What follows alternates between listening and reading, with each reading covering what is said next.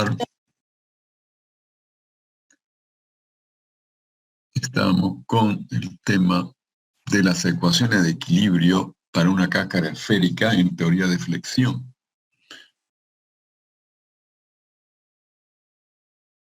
Entonces acá tenemos el aporte de las fuerzas cortantes que van a establecerse en la suma de fuerzas en la dirección tangente al meridiano φ y en la dirección perpendicular al meridiano z. Fíjense los aportes que se dan en la dirección φ. Está dado por el incremento de esta fuerza cortante, ¿no? A ver, veámoslo aquí.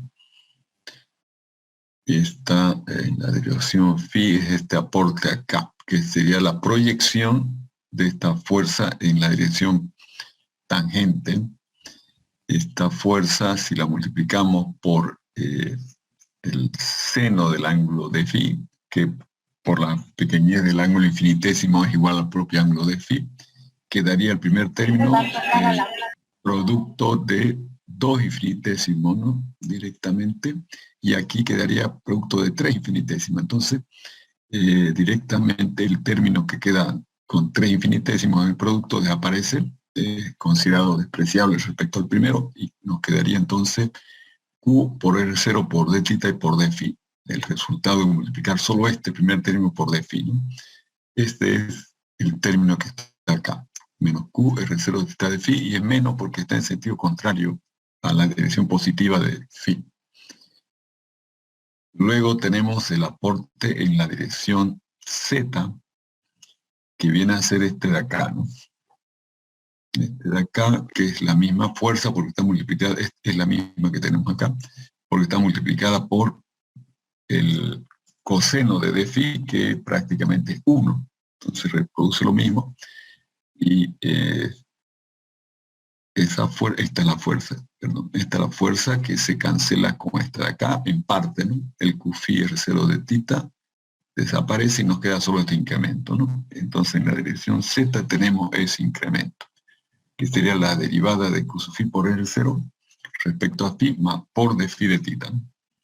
Signo menos también porque está en la dirección contraria a Z. Luego tenemos las ecuaciones de los momentos.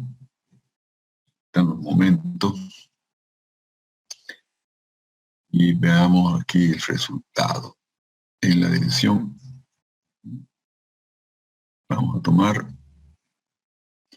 entre el de arriba y el de abajo, el m θ por R1 de φ se va a cancelar con el m θ R1 de φ. Aquí está. Tenemos m θ por R, la derivada de m θ es el incremento, ¿no?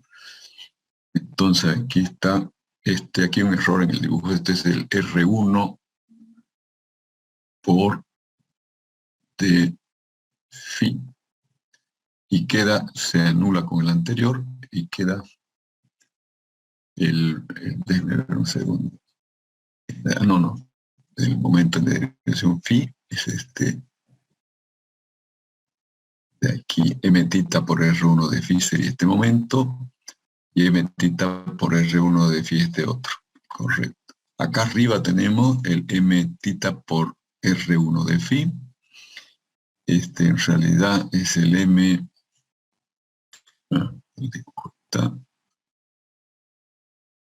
este es el m, déjenme ver en la dirección φ. La dirección φ tenemos, sí, estos son los m φ por R0 de θ. Los m φ actúan en esta, que aquí está, es que este de acá, vamos a ver el lapicito para marcar cuáles son cuáles. Este de aquí es el m φ por R0 de θ. Al pasar al otro lado, nos queda el mismo valor que estaba acá, más su incremento, ¿no? Entonces este que es el m φ por R0 de θ se cancela con este y nos queda este aporte, ¿no? Que es mφ por R0 punto, que es la derivada de mφ por R0, por d tita de phi. Ese es el aporte en la dirección que vamos a considerar positiva, que es este sentido. Momento en ese sentido es positivo. Bien. Luego tenemos el aporte de los m tita en esa dirección. El aporte de los m tita en esa dirección vamos a tener acá. Este de aquí es el m tita por R1 de phi, que es el arco del meridiano donde actúa. Entonces, el momento distribuido por unidad de longitud por la longitud donde actúa da el momento neto.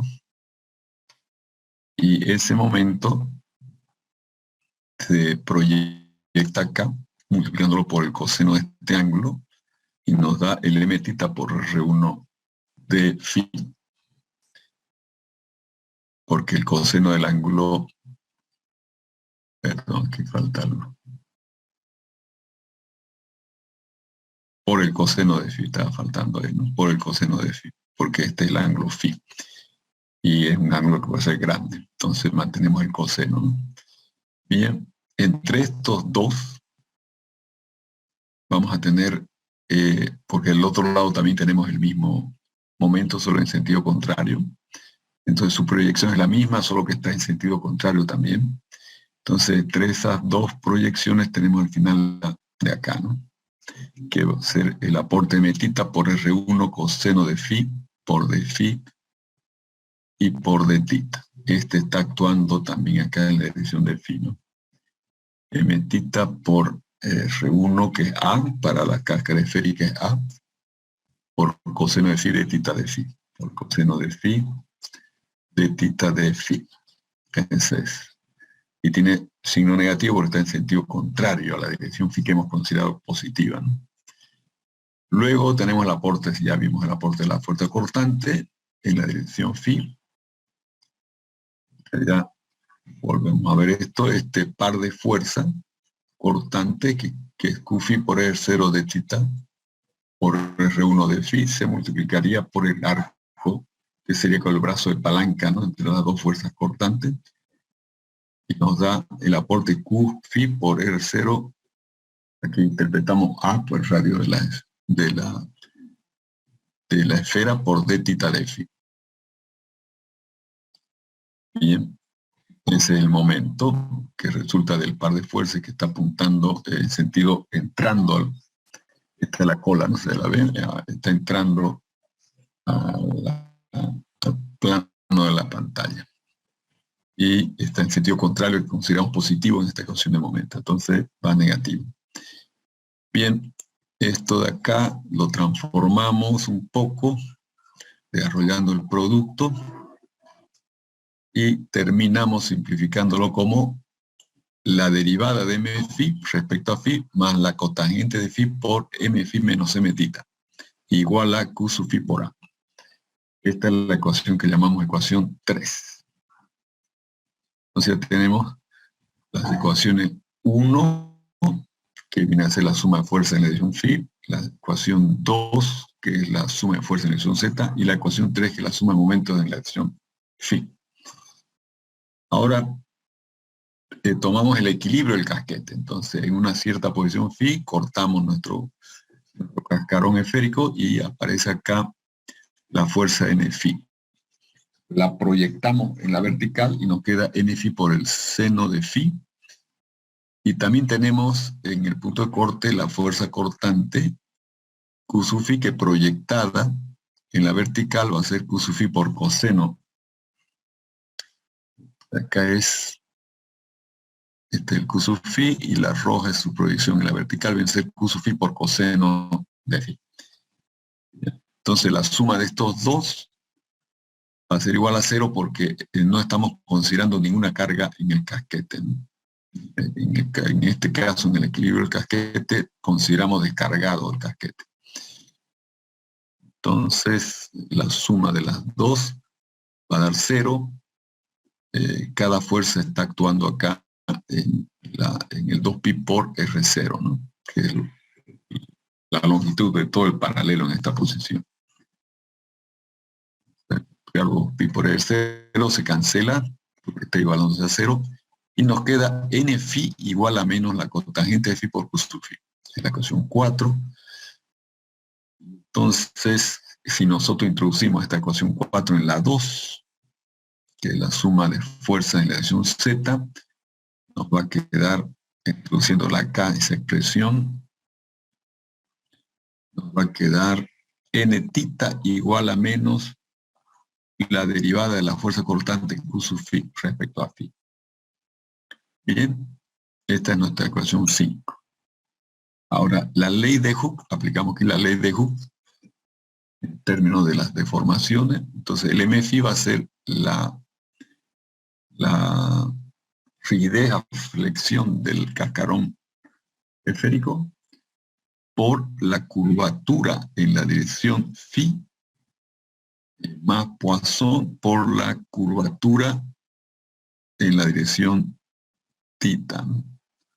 Entonces MFI va a ser esta expresión finalmente, ¿no? Le factorizó A en el denominador. Y luego M tita se obtiene tomando la rigidez de flexión, pero ahora multiplicando por Poisson a la curvatura en la dirección phi y la curvatura en la dirección tita permanece acá, o en la otra dirección principal, ¿no? Permanece sin multiplicarse por Poisson, y M tita tiene esta expresión finalmente. Necesitamos los momentos ya expresados en términos de las curvaturas. Ahora, si derivamos M phi respecto a phi, vamos a tener la derivada de M phi respecto a phi igual a la rigidez de flexión sobre A, que es constante y sale fuera de la derivada, ¿no? Y aquí queda derivada segunda de esta rotación. El meridiano más Poisson por primera derivada por cotangente phi más la rotación otra vez por la derivada de la cotangente de phi, ¿no? Bien, ahora estas expresiones de los momentos dadas por la ley de Hooke en las ecuaciones de momentos, en la ecuación 3, fíjense, la ecuación 3 es la ecuación de momento, ¿no?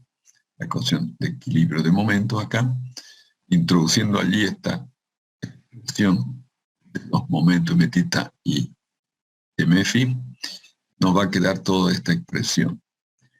Y se pone una expresión fea, larga, ¿no? Estamos con la rotación que tiene que ver con la derivada de W. Entonces esto es una expresión bastante compleja. Para resolver este problema y que haya una solución manejable, práctica, se establece esta simplificación a la teoría de cáscara clásica, ¿no? Es la llamada simplificación de Keller. La simplificación de Keller hace una analogía con un problema de la cinemática. Yo tengo un cuerpo que tiene una cierta velocidad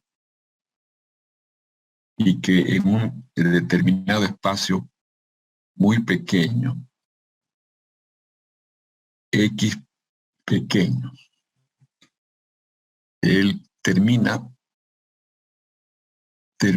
con velocidad 0. O sea, termina en reposo. Velocidad final 0. Termina en reposo un poco en un espacio bien reducido. Entonces significa que aquí había una aceleración, ¿no?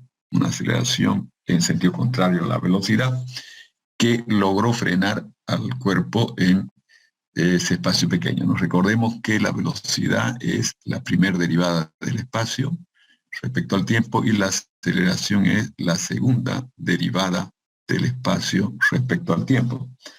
Entonces, obviamente, para que se produzca que en este pequeño espacio se reduja a 0 la velocidad, es porque la aceleración es muy grande, ¿no? Entonces se cumple que la derivada segunda en valor absoluto de la aceleración, de la velocidad, que es del espacio, perdón, que es la aceleración, es mucho mayor que la primera derivada, que es la velocidad, primera derivada del espacio, y esto es mucho mayor que el propio espacio en que se redujo la velocidad a cero. Bien, Entonces aquí me permite en las ecuaciones donde estuvieran esta magnitud despreciar estas dos respecto a esta. Esa es la que predomina. Lo mismo pasa con nuestra rotación del meridiano. La derivada segunda va a ser mucho mayor que la primera derivada y que la propia rotación. Entonces, esto de acá lo cancelamos y lo cancelamos donde encontremos. De modo que la expresión larga esta termina siendo simplemente este primer término de acá solamente. La D sobre A por la derivada segunda de la rotación meridiano, y eso es igual a A por el corte sub phi. Entonces, despejando esta derivada segunda de la rotación, queda A cuadrado sobre D por Q sub phi. Esa es la ecuación 7. Por otro lado, la rotación del meridiano en términos de Q sub phi resulta lo siguiente. La rotación sabíamos que es igual a la derivada de la deformación subtita respecto a phi más la cotangente phi por E sub tita menos E sub phi, ¿no? Y ahí entrando con las expresiones de las deformaciones en términos de la de Hooke, vamos a tener esta expresión de la rotación. Ven ustedes que al final, reemplazando n tita punto, aquí está. N tita es menos Q sub phi punto, ¿no? Entonces, aquí sería, ¿dónde está eso? N tita punto menos Poisson por N phi punto. Esta parte de acá sería acá, ¿no? Es N tita punto.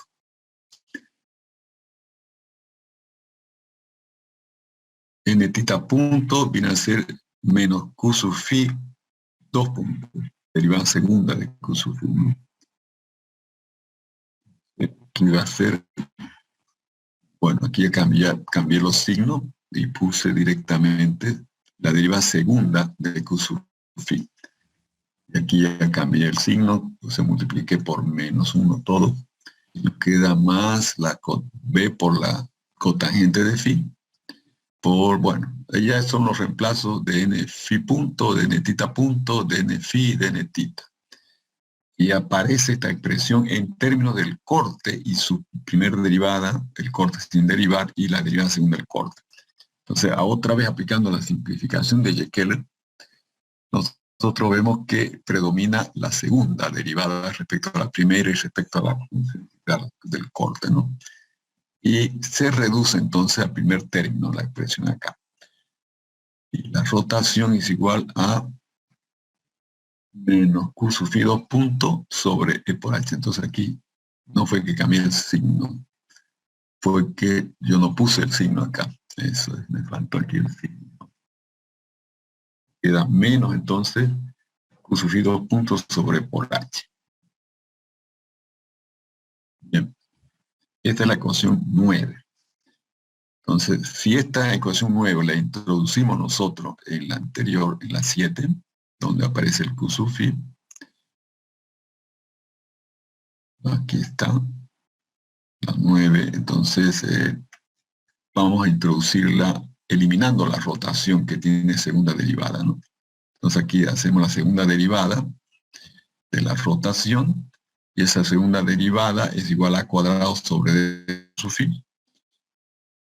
Entonces queda A cuadrado sobre D por Q sub phi, y está aquí dividido entre E por H, ¿no? Porque estamos derivando esto dos veces. Esto es la derivada cuarta, con signo negativo de Q sub phi sobre E por H, ¿no? Bien, entonces, finalmente, la ecuación que resuelve nuestro problema está en términos de la fuerza cortante. Quedó en términos de la fuerza cortante. La derivada cuarta de la fuerza cortante Q sub phi igual a menos E por el espesor por A al cuadrado sobre D por Q sub phi. Esa es la ecuación diferencial del problema. Y fíjense el parecido que hay con esta otra, ¿no? En la solución del cilindro, derivada cuarta de W respecto a, era ya Y 4 veces Y luego tendríamos más un término acá por la función W igual a 0, ¿no?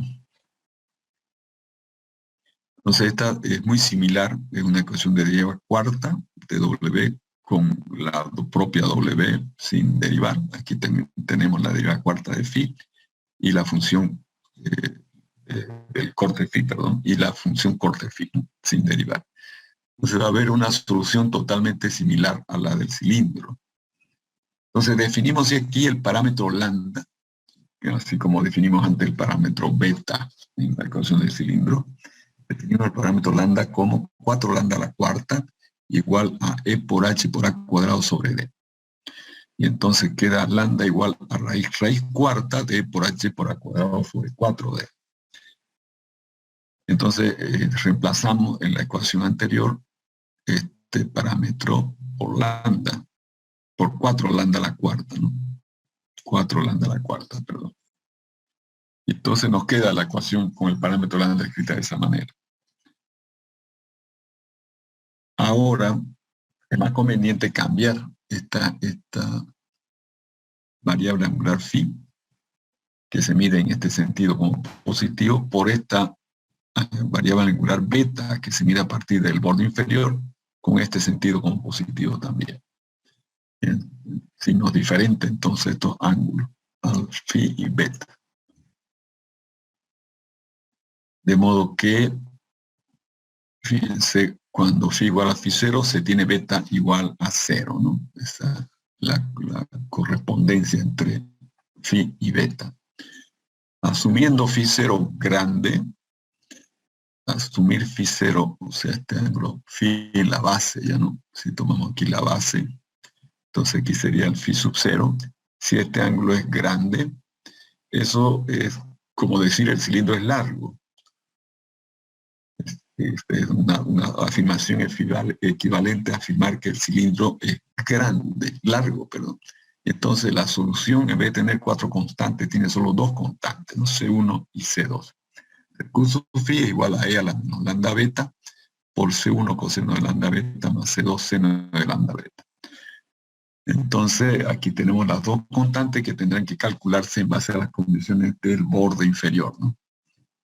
Esta, que es una combinación de coseno y seno, con las constantes C1 y C2, se la puede reducir a una función única de seno, solo que aparece, en vez de la constante C1 y C2, aparece una constante C que multiplica a la menos lambda beta, y dentro del seno aparece otra constante angular phi. Mayúscula. Entonces, cambiamos esa constante y notamos que la relación entre beta y phi es que beta es igual a phi 0 menos phi. Por lo que beta punto, la derivada respecto a phi, como phi 0 constante desaparece, queda menos 1, ¿no? La derivada de phi respecto a phi. Bien. Entonces ya sé que la derivada de esta nueva variable angular respecto a phi, la antigua, es menos 1. Entonces a partir de 12 ya comenzamos a obtener expresiones para n phi, para n tita. Estamos aplicando las ecuaciones anteriores en base a Q phi conocida en base a esta expresión, solamente que todavía las constantes C y esta phi mayúscula o psi mayúscula es desconocida, ¿no? Entonces n tita y n phi, m tita, todo va a quedar en función de esas 2 constantes, C y la psi mayúscula. Bien, luego el desplazamiento horizontal h en cualquier punto de la pared quedaría a por seno del ángulo phi sobre por h por n tita, ¿no? Delta h también tenemos su expresión. La rotación del meridiano quedaría de esta manera y la rotación en la base de esta otra, eso reemplazando que en la base beta vale 0, ¿no? Entonces ya aparece beta. Bien, con estas expresiones podemos ya evaluar los coeficientes de flexibilidad en la base. Hemos logrado libertad x1, desplazamiento horizontal, donde tendremos la fuerza x1 distribuida, y la rotación x, en el grado 2, donde tendremos el momento x2, ¿no? Entonces, para calcular los primeros coeficientes de flexibilidad, tomamos x1 igual a 1 y x2 igual a 0. Entonces, el momento en la base, que es igual a x2, es 0, y el momento y el corte en la base va a ser igual a, con x1 igual a 1, va a ser igual a menos seno de phi. Tenemos el q sub phi. Queda 0, la base beta es 0, queda seno de psi, ¿no? Y aquí tenemos entonces la exponencial cuando beta es 0 queda 1, ¿no? Queda c por seno de psi. C por seno menos seno de phi sub 0 solamente queda. Aquí está, perdón. Esta es la fuerza horizontal y la fuerza Q sub phi, o N phi más bien, la fuerza cortante, perdón. Esto es lo que me interesa. La fuerza cortante es x1 que vale 1 por el seno de phi sub 0. Eso es lo que me refería acá. Q sub phi en phi igual 0, la base, la fuerza cortante, la proyección con el seno, ¿no? 1 por el seno de phi sub 0. Eso es. Y entonces aquí tenemos nosotros esta expresión, c por seno, déjenme ver esto, me parece que ese es el momento que es igual a 0, ¿no? Sí, el momento m phi. El momento m phi, que es toda esta expresión, en la base queda beta igual 0, ¿no? Beta igual 0, entonces queda c por seno de phi más pi cuarto por esta constante. Y eso es lo que tenemos acá. C por seno de phi más pi cuarto por esta constante igual a 0. Entonces queda el seno de psi más pi cuarto igual a 0. Eso nos lleva a la conclusión de que esta constante psi para esta condición de x1 igual a 1 nos da menos pi cuarto. Menos pi cuarto para que el seno se haga 0. Seno de 0 es 0. Ya tenemos esta constante. Pasamos a la otra condición, que es la expresión del corte, ¿no? La expresión del corte es esta de acá. Este valor ya lo conocemos. En la base beta vale 0, entonces aquí va a ser seno de menos pi cuarto por cbc 1, porque a la 0 con beta 0 queda 1, ¿no? Entonces aquí tenemos esa otra expresión, c por seno de menos pi cuarto queda igual a menos seno de phi sub 0, ¿no? El corte es igual a menos seno de phi sub 0 y el corte es c por seno de menos pi cuarto.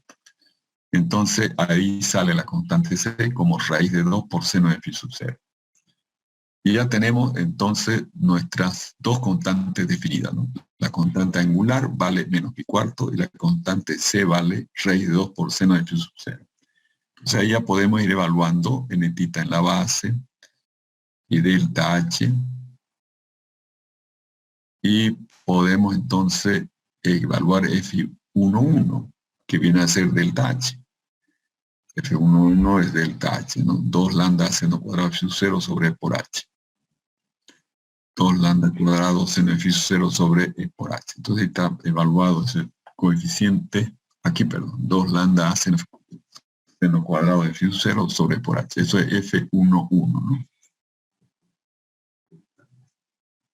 Y ahora la rotación ya queda también con los valores de R y C definidos, queda también definida.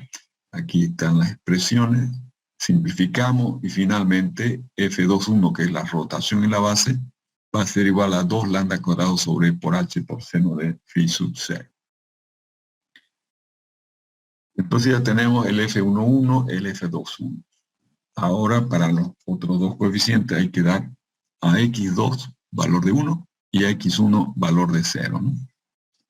Entonces el momento en la base, cuando beta vale 0 y phi vale phi sub 0, vale 1, mientras que el corte vale 0. La ecuación del momento se reduce a c por seno de phi, que va a ser igual a 0. Y entonces C no se puede determinar su expresión. No podemos aceptar que valga C0 porque entonces esto alteraría, sería introducir una hipótesis que no es real. Porque aquí el producto de C por seno de phi que vale 0, ¿no? Y lo que sí estamos seguros es que la constante, fíjense, si C fuese 0, ¿qué pasaría? Para que quede claro. Si C fuese 0, nuestra Q sub phi valdría 0, ¿no? Se anularía nuestra solución Q sub phi con C igual 0. Entonces, no queremos una solución nula. Entonces, C no tiene que ser 0. Por lo tanto, en el producto, el seno de esta variable angular tiene que ser 0. Y por lo tanto, esa variable angular es 0. Entonces, ahora, por otro lado, el momento es igual a 1. Esta era la expresión del corte igual a 0. ¿No? Ahora tomamos el momento igual a 1 y la expresión del momento igualado a 1 con ya el valor de la constante angular en 0, que da solamente pi cuarto acá en el seno, nos da C igual a 2 lambda sobre A.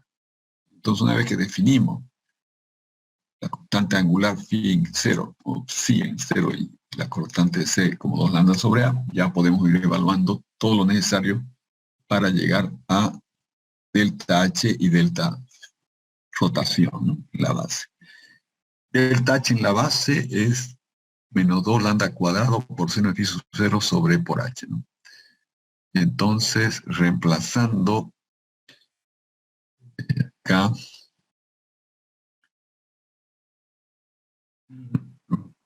F1,2, F2,1,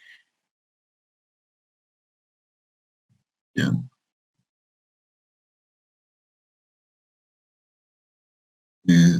Nos queda 2 lambda cuadrado seno de phi sobre E por H. Este da casi delta, aquí hay un error de signo. Este signo no hay, ahí está perdido en la expresión del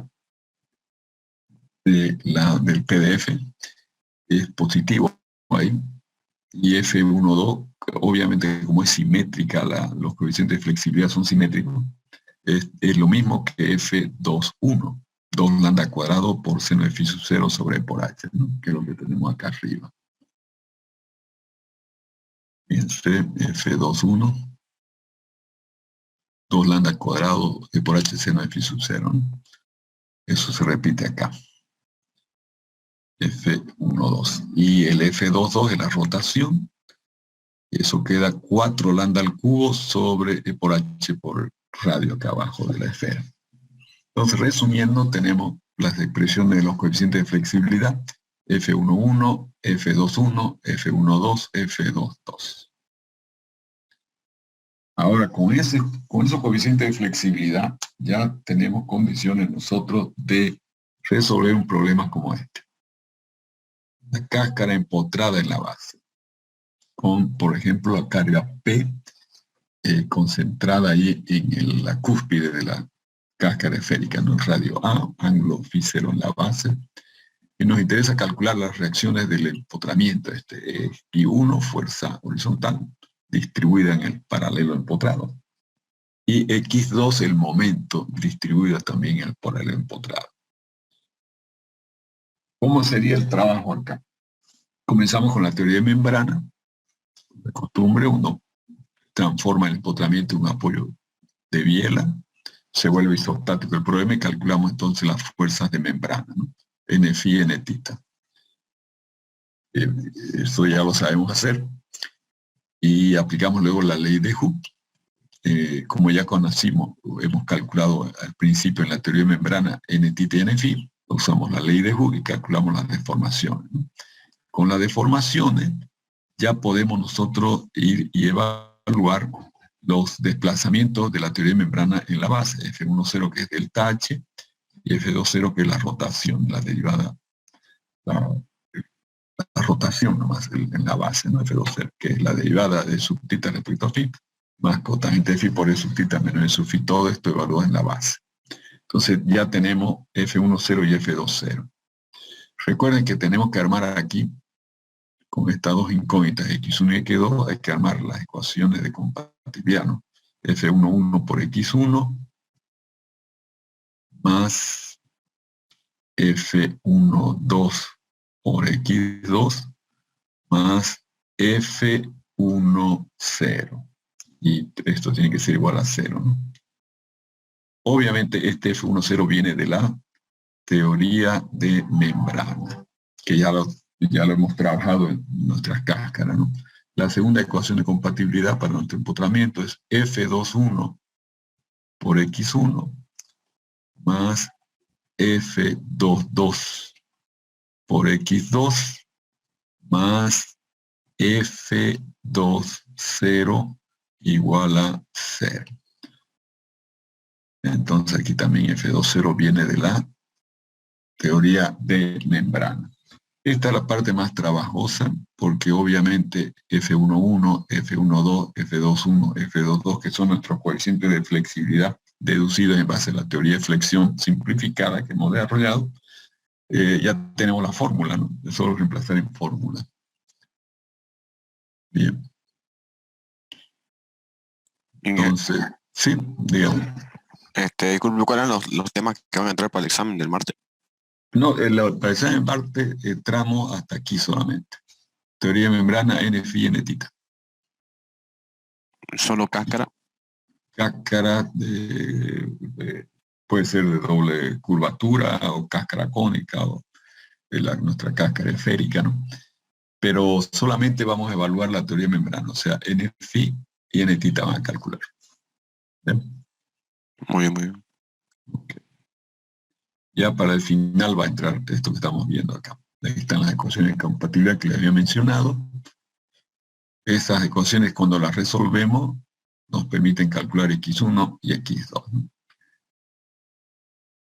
Entonces, si trabajamos el problema este que está planteado y comenzamos con la solución de la teoría de membrana, como hemos resuelto este problema de la cáscara esférica con carga concentrada en la cúspide P, ya teníamos la solución, entonces aquí la estoy escribiendo, ¿no? N tita era P sobre 2pi por A seno cuadrado de phi, y epsilon sub tita igual a P sobre 2 por H por pi por A seno cuadrado de phi por 1 más Poisson, ¿no? N phi, perdón, que es menos P, y N tita es más P, o sea, N phi y N tita simplemente son opuestas.